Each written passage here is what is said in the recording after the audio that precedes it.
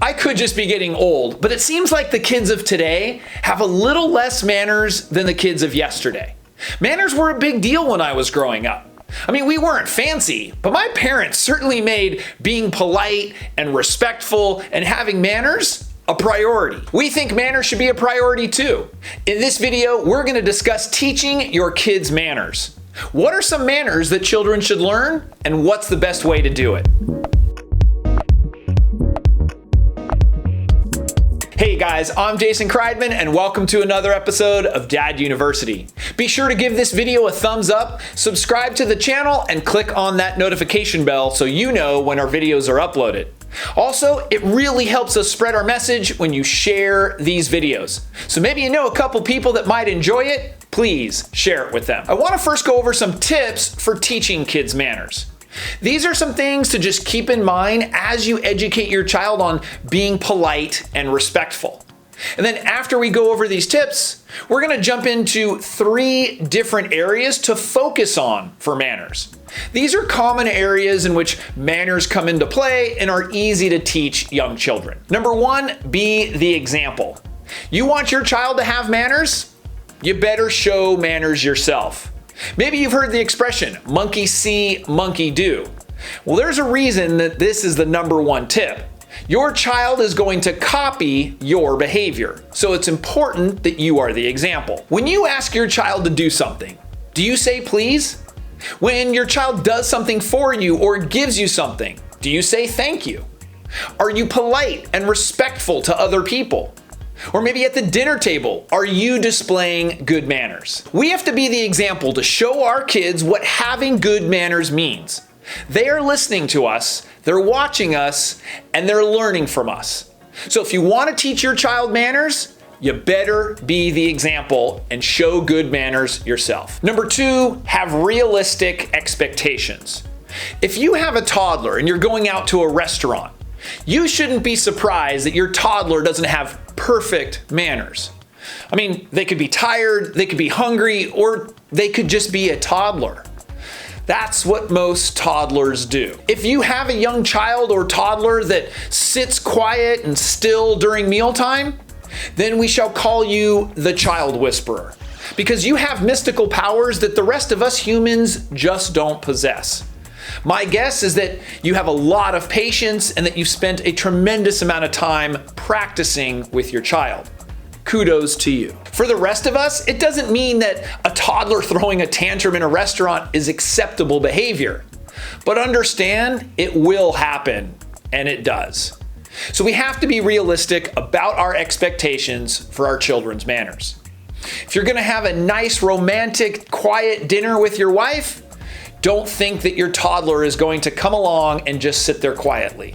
Most of the time that doesn't happen. Now, over time and practice, that might.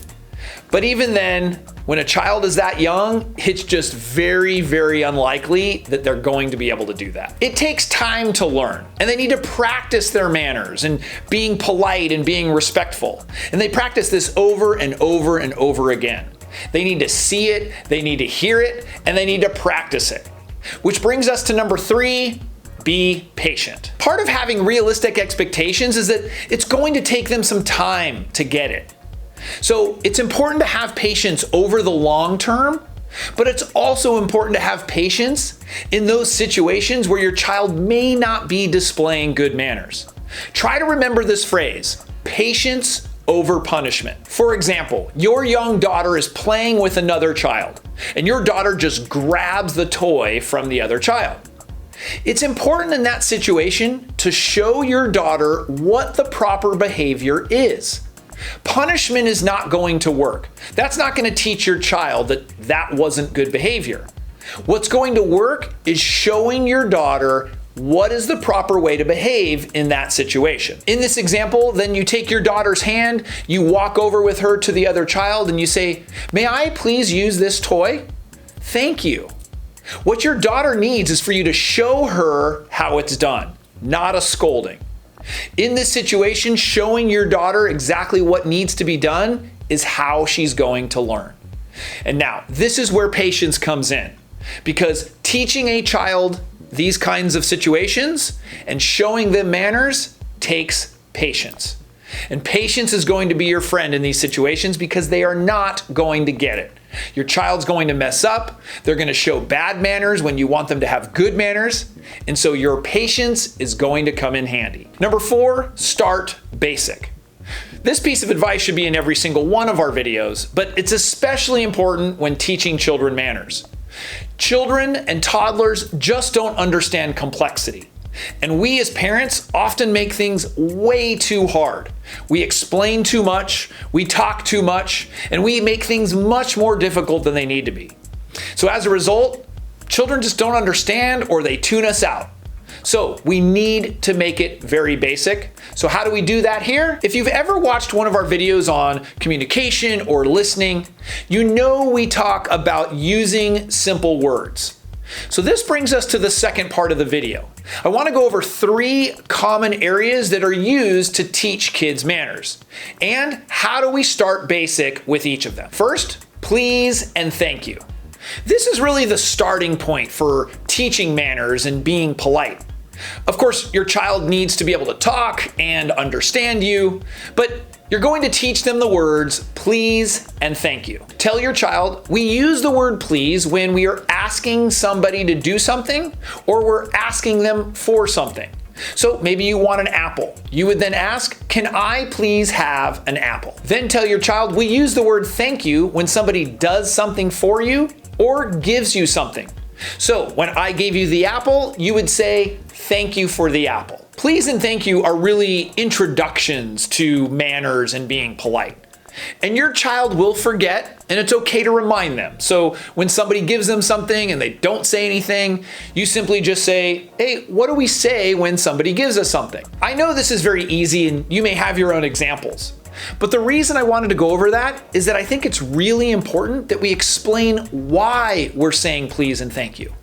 What is the reason behind it when somebody is giving us something or we are asking something of somebody else? It is good to be respectful, that is polite, and that is showing good manners. The next area of manners, greeting people. In teaching your child manners, how they greet people is important as it provides a first impression. And we know as we grow that a first impression is important. Now, this can vary from culture to culture and where you live, but I'm speaking about it from an American point of view. And I was taught 3 things as it relates to a greeting. Number 1, smile. 2, look that person in the eye. And 3, say hello. For younger children or toddlers, those 3 things, smiling, looking in the eye, and saying hello are enough. We want to start with the basics, and those are going to take practice, a lot of practice. Remind your child that they are polite and friendly. That is who they are, regardless of how another person is acting. The other person doesn't get the option of taking away or affecting their good manners. The other area for teaching your child, table manners. Now, we're not talking about which fork to use with your appetizer or putting your finger up when you're drinking tea.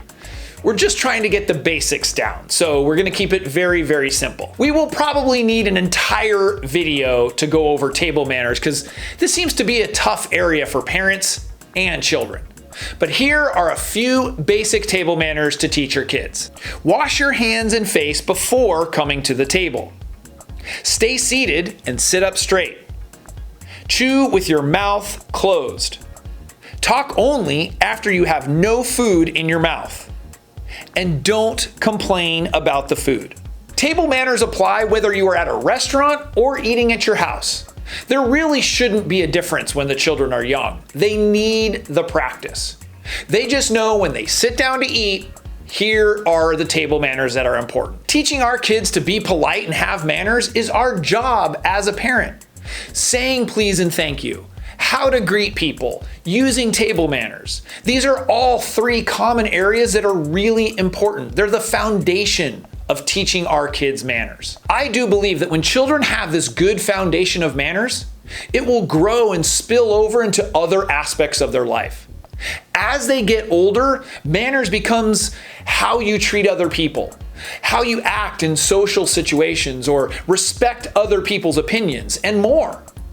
These are big things in our lives. And I believe that foundation is taught very young, and it's really important. I would love to hear from you. Are you teaching your child manners? What are some manners that are important to you? Leave your feedback in the comments section below. If you found this video helpful, you don't want to miss what we have for you in our other videos. Be sure to give this video a thumbs up, subscribe to the channel, and click on that notification bell. Also, if you know a couple people that might enjoy this video, please share it with them. We'll see you next time.